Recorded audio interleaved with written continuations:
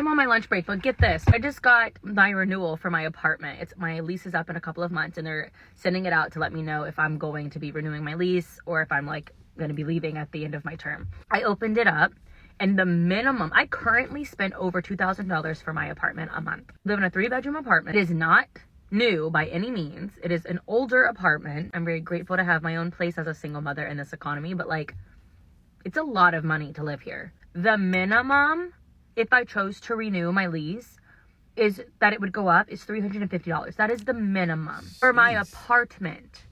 When there's literally houses, 4-bedroom houses on the market with yards for the same price or less.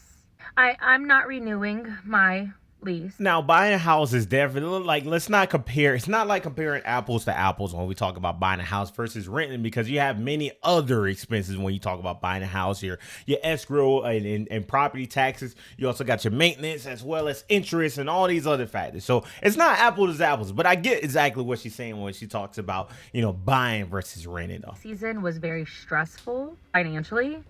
So I told my mom I'm moving in with her for like a few months to like do Christmas or whatever, and then save up some money, and then we'll look for a house, because this is insane.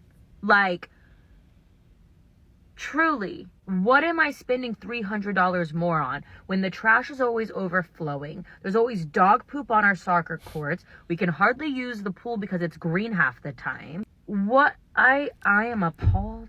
I am appalled. So it's been real. I've been very thankful for this apartment. Can't wait for like the last few videos here. Very nostalgic, but I'm not renewing my lease. Yeah, and rent was never supposed to be this expensive, guys. We're seeing so many people across the United States who are seeing massive increases within their rent payments, and it's for many different reasons. I think a lot of it is because a lot of these companies are selling. A lot of these rental companies are selling their properties to other rental properties owners, and they're trying to make it profitable, so they just jack up the rent prices, and it happens over and over and over again. And I think the biggest issue that we see with a lot of the with home prices and even rent prices as well is people allow it. A lot of these companies, a lot of these builders allow too many investors to go out here and invest in all these new build properties and buy all these new homes. And it's way too many investors in the market, which is causing the rent prices and all of these other prices to skyrocket through the roof, your home prices. And now you have companies like this, and maybe she lives in an apartment, or even if she's in a home, whichever one, it doesn't matter, right? When we talk about prices going up $300, or, your average apartment home costing $2,000 in some areas, that is how we get here. And it's so bad, guys. And it's honestly getting worse, in my opinion. I've looked at rental homes and rental apartments in certain areas around the country. And guys, when I tell you, it's ridiculous. It doesn't make sense.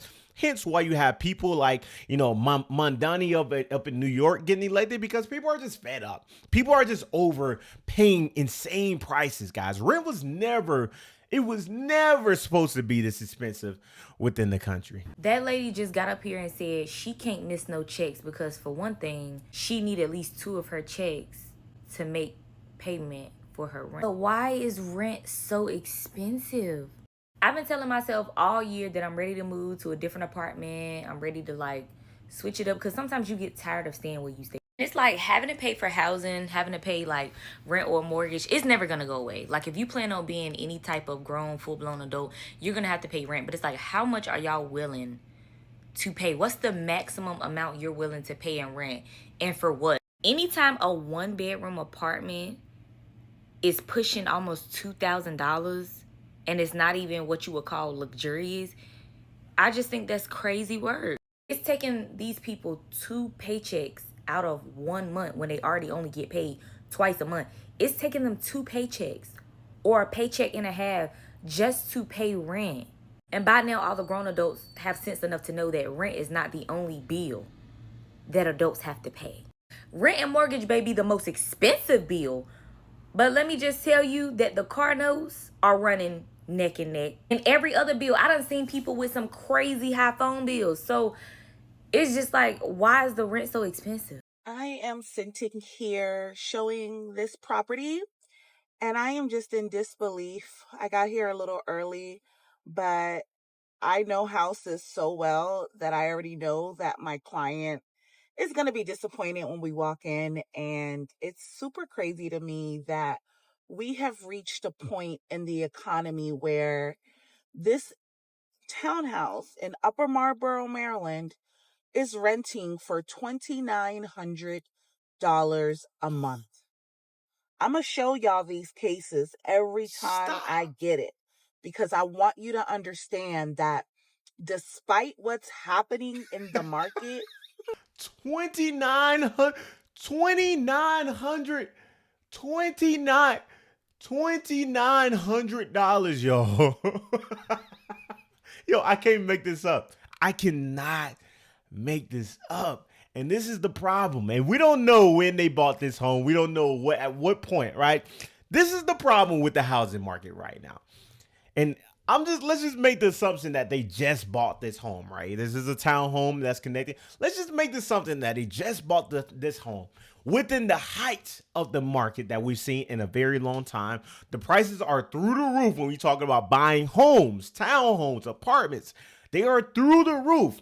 So when you buy your homes through the roof like this, of course, they have to charge this amount, right? Like they have to charge $2,900 or they're not going to be profitable, or it's not even going to be worth it for them to even buy the house. So that, yes, they're going to charge $2,900. But this is the problem. When you buy a home, this home right here for $400,000 or even whatever it costs is, and they probably get crazy property taxes. They probably got all these other extra miscellaneous expenses.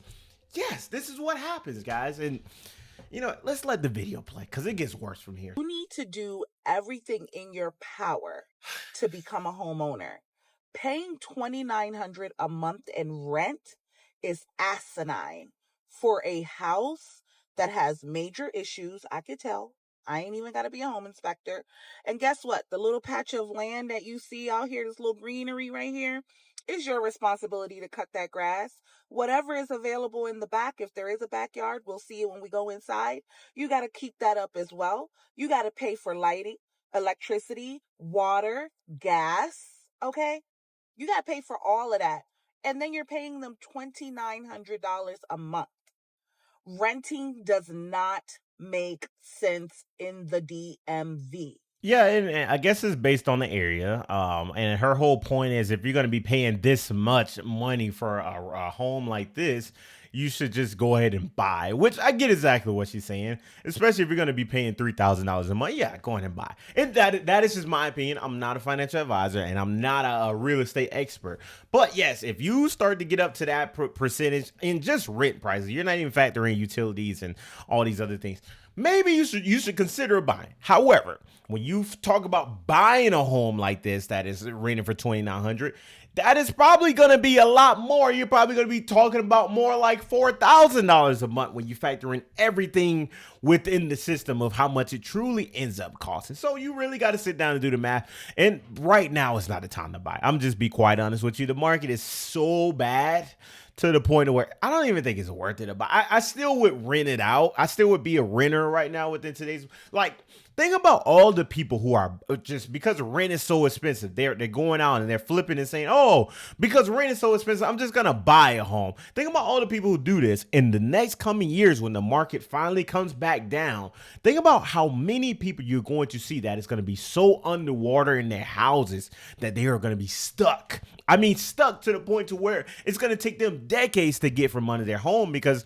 how much depreciation they got inside of it. It's going to be very bad. But, I guess we'll wait and see if the housing market ever falls down. And every single market is different. I'm not saying you're seeing this across the board, but yes, you have a huge subset that is seeing it right now as we speak. Maybe it's just me, but I got my lease renewal notice today because my lease is up in January. So a little over 2 months. And I get that, rents and all that, leases go up a little bit year after year, cost of living, all the things. I get it, right? So I've been in my spot 5 years, and usually it goes up roughly anywhere from 40 to $80 a year. Nothing too crazy. Why did these people send me an email notice today? Real excited, so we're so pleased. We hope you continue to choose to make this home with a rent increase of $500.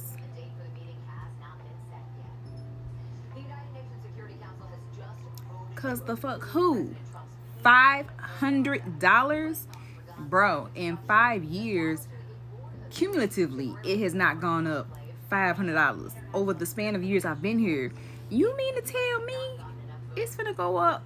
Not, bro. When I say I had to read it to make sure I wasn't reading it in like a second language, and then I called the office to make sure it wasn't a typo of like another zero.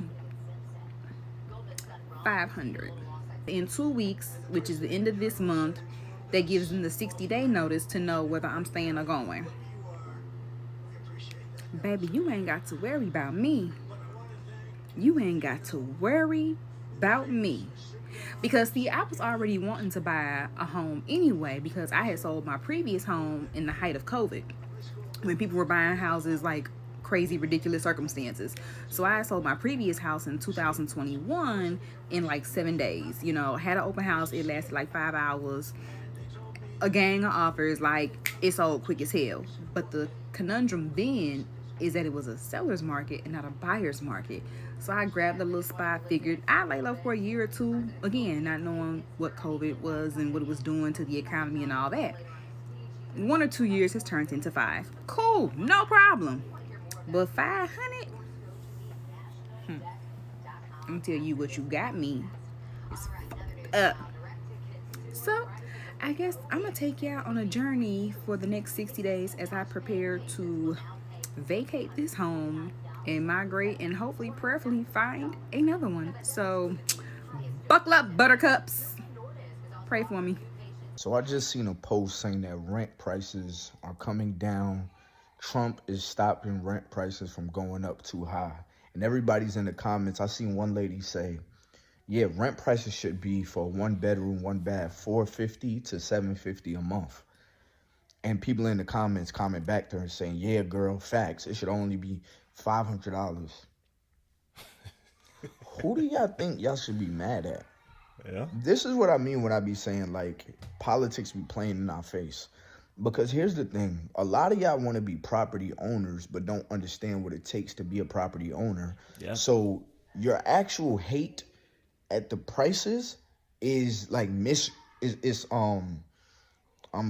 misconstrued, losing a word or whatever, but you're aiming your anger to the wrong person.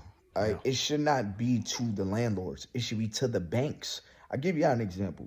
Right now I have a property in Fairburn, Georgia, and my property tax alone is like $300 to $400. Yes. That's just in property taxes. Yep. Like, since I was living there, my mortgage went up $400. Yep. Do you think that was me that made my mortgage go up? I own the place. Why would I make my mortgage go up on me? So now let's just put a tenant in there. Let's say I don't live there, right? If the property taxes is going up, right? What do you think I have to do to that tenant? Yep. The price to live there goes up as well. Yep. Okay, let's go even earlier, straight to the beginning. For me to buy that place, I have to get that place at a certain interest rate. Wherever the interest rates are right now, if the interest rates are high, the price that I have to pay monthly is going to be high to own that place. On top of the taxes, now I have to rent it out to you. So who is really creating the rent prices? That's 100%, guys. And yes, it's a matter of many different reasons. I mean, we can point a finger many different directions, of course. And I think the bulk of it, the reason why rent is so high is because homes are so expensive. Homes are so expensive. They're through the roof to the point to where there's not enough supply in the market of value, right? There's not enough valuable supply. And the biggest thing, and he says something at the beginning of that I think is very important. How much do you think is really, really great rent? Like when you sit down and do the math, and let me know in the comment section below, right? What do you really expect the rent to be within your area, or how much is an affordable rent rent, because I see people saying, oh, $500 max, like he was saying early in this video, $500 max.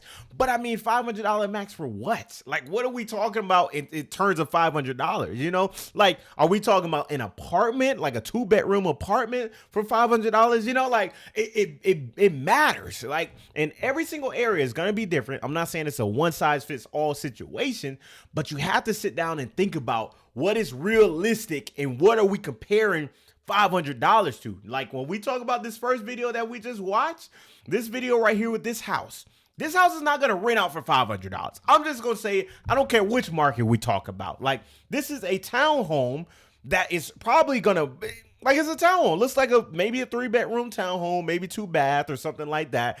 It's going to rent out at the lowest of the market.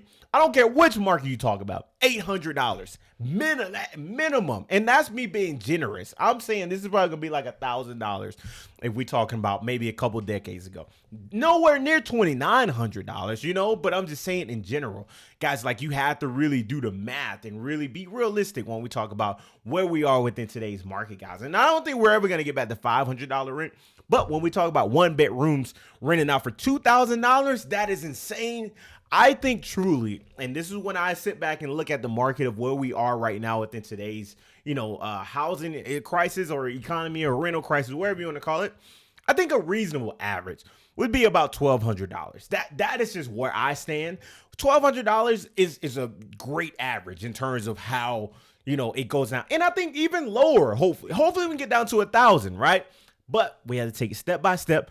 But you let me know. I could be completely disconnected. You let me know in the comment section below. What do you think is a good average for rent prices within America? So right now within America, the average 1-bedroom is around $1,500 a month, which is very expensive when we talk about a 1-bedroom home within, you know, the United States, especially when we're comparing it to the history of where rent prices would be. And by all means, I'm not saying we can get down to 500, but I think a reasonable point would be about, you know, like $1,000 a month, right? Like, I'm just trying to be reasonable. I don't think we're ever going to get back to $500, $600 rent. I think that's just a fallacy of the past. That's just pure nostalgia, right? But around $1,000, I think is reasonable, as well as a 2-bedroom, $1,400, $1,300 would be reasonable. And, you know, it would be aligned with where today's wages are as well, because that's the other problem that a lot of people are having as well. When we talk about rent prices, their wages aren't keeping up with the rent prices and, you know, the cost of living. So you talk about higher rent. Yeah, you need to bring the rent down so it lines up across the board. And then, yeah, if we're able to get that, add that alone, you know, it all add up in most people's life. But you let me know in the comment section below. What do you think about this? What is the ideal amount of rent that you think America should be paying, or you think you should be paying right now within your life?